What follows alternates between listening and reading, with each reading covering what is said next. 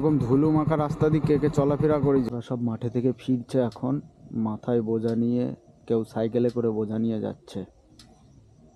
এখানে যে পাটকাঠির মাচাগুলো দেখা যাচ্ছে না, এই মাচাটা লাগানো হয়েছে পটল চাষ করার জন্যে। পটল গাছ তোলা হবে, ওই জন্যে এই মাচা বাঁধা।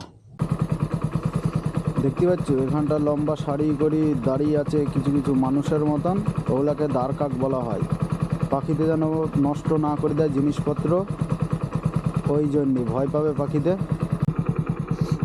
এরকম ধুলো মাখা রাস্তা দিয়ে কে কে চলাফেরা করিছ, কি হারে ধুলো দেখো। কারোর যদি ইয়ের প্রয়োজন হয় তো বলবা, পাঠিয়ে দেবো পাউডারের।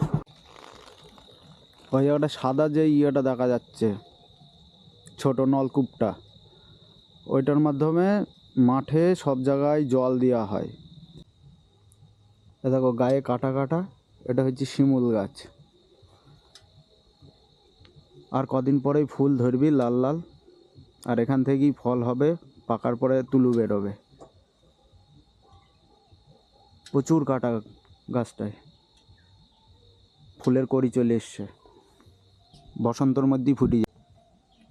আর এখানটায় আছে আমরা ওই যে ফুচকার জলের সাথে যে টক খাই, তেঁতুলগুলা জল দেয়, এইটা হচ্ছে সেই তেঁতুল গাছ, ঝিরিঝিরি পাতা।